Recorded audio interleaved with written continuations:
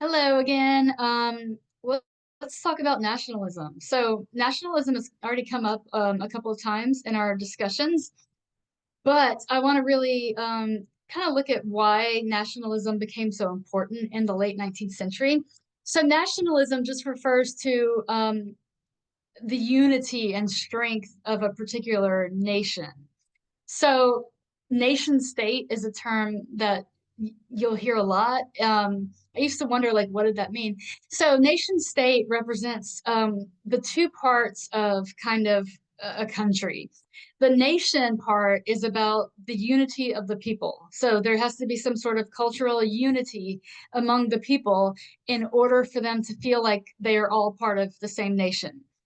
The state part of nation state is about the government, about having a centralized government that reaches all parts of the nation. So it's the combination of cultural unity and centralized government that creates a nation state. And in the late late 19th century, a lot of nations were becoming were a lot of areas were forming nations and becoming strong nations.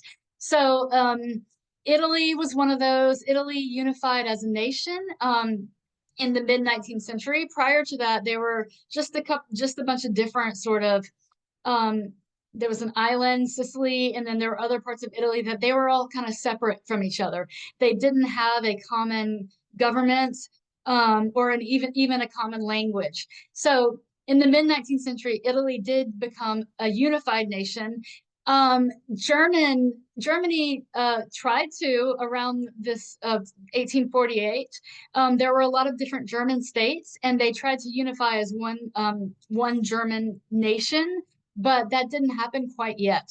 Um, Even in the United States, this there was a sense of like a nation becoming more of a nation. And it's because of the Civil War. The Civil War is from 1861 to 1865. And I know it seems like the Civil War would represent disunity instead of unity, but it actually was the other way around. Prior to the Civil War, people in the United States tended to think of themselves as Tennessean or Virginian or New Yorkers or Pennsylvanians, um, rather than as Americans. So the state was more popular, like it's confusing to use the word state when we're talking about nation state, but you know what I mean. In the United States, like we say state for like Tennessee and all that. So people weren't that unified as a nation. And one way we can see this is the way that people talked about the United States prior to the Civil War. They would say the United States are a great place to live, meaning all the states, plural. Later on, people began to say the United States is a great place to live. So is the singular. You know, we're talking about one country instead of a multitude of states. So after the Civil War ended, America became more unified as a nation. And you know the Confederates weren't too happy about that. That was done against their will. But either way, the fact that the Union won the Civil War led to a very strong, unified national government, and Americans began to think of themselves more as Americans instead of members of each individual state. In other areas that became nations were Canada. Canada also unified its various provinces to become an actual nation.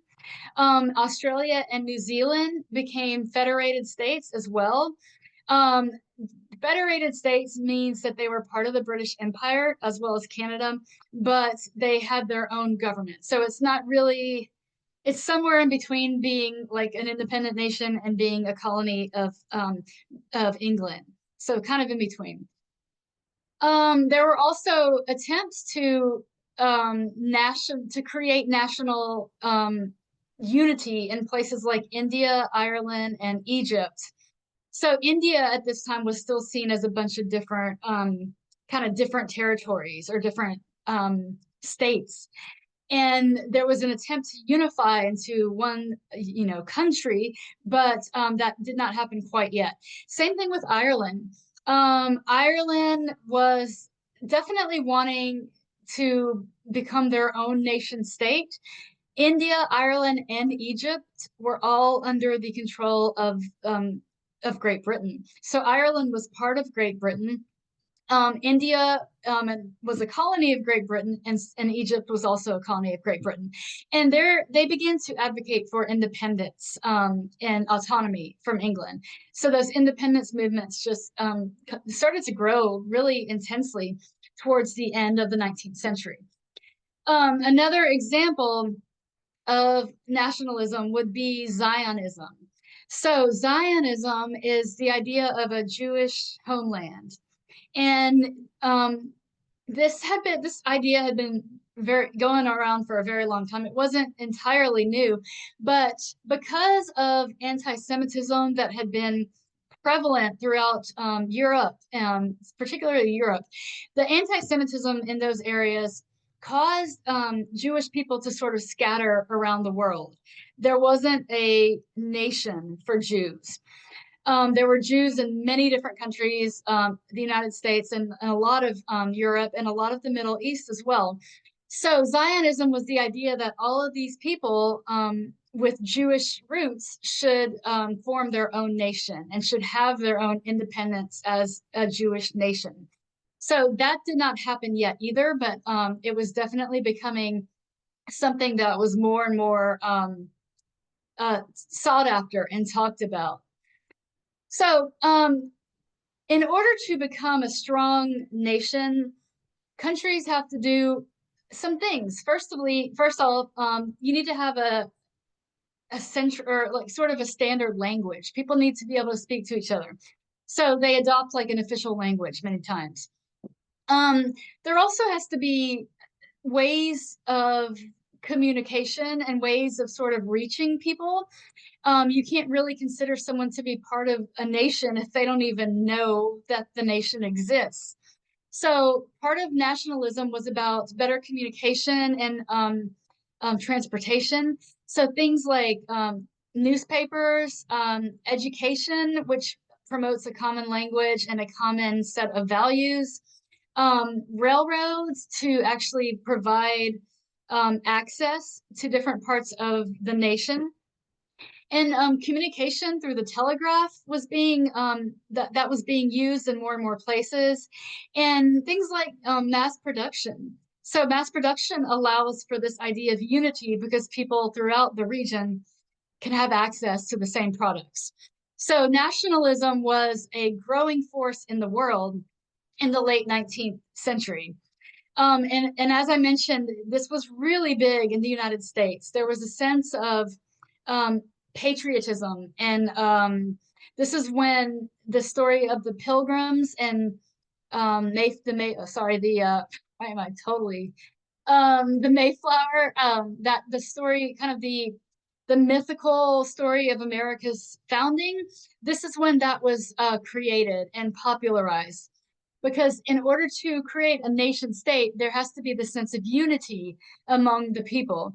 And one way to create unity is by having sort of this mythical